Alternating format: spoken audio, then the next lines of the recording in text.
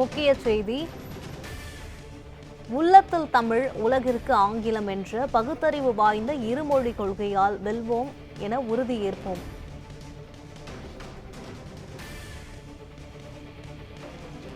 பகுத்தறிவு வாய்ந்த இருமொழி கொள்கையால் வெல்வோம் என உலக தாய்மொழி தினத்தில் எடப்பாடி பழனிசாமி எக்ஸ் தளத்தில் பதிவிட்டிருக்கிறார்.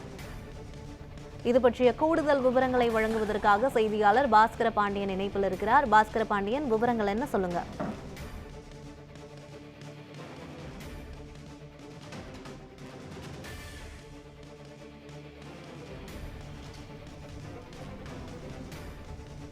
பாஸ்கர பாண்டியன், விவரங்கள் என்ன, பதிவு பண்ணுங்க.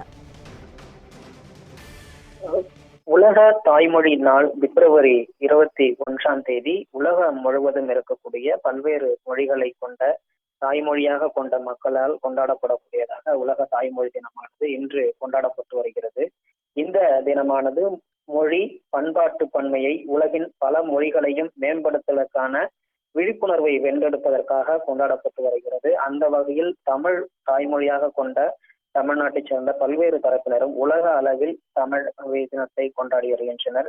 அதன் ஒரு பகுதியாக அதிமுக பொதுச் செயலாளரும் தமிழ்நாடு சட்டமன்ற எதிர்க்கட்சி தலைவருமான எடப்பாடி கே பழனிசாமி தன்னுடைய எக்ஸ் தள பக்கத்தில் தாய்மொழி தினத்தான வாழ்த்தை தெரிவித்திருக்கிறார். அதில் குறிப்பாக மொழி மற்றும் கலாச்சார பன்முகத்தன்மையை பறைசாற்றும் உலக தாய்மொழி நாளான இன்று நம் தாய்மிக தமிழ் மொழியை போற்றி வணங்குவதுடன் எல்லா மொழிகளுக்கும் எம்மொழி பேசும் மக்களின் உணர்வுகளுக்கும் சமத்துவ போக்குடன் எப்போதும் மதிப்பளித்து, அதே சமயம் எம்மொழியை நம் மீது எவர் திணிக்க துணிந்தாலும் அதனை உள்ளத்தில் தமிழ், உலகிற்கு ஆங்கிலம் என்ற பகுத்தறிவு வாய்ந்த இருமொழி கொள்கையால் வெல்வோம் என உறுதியேற்போம் என அந்த எக்ஸல பக்கத்தில் குறிப்பிட்டிருக்கிறார்.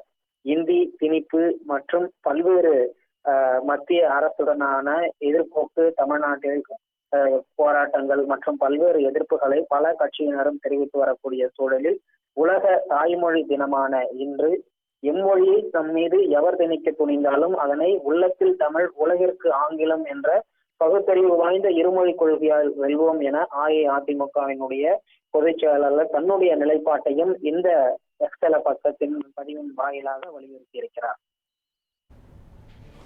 விவரங்களுக்கு நன்றி பாஸ்கர பாண்டியன்.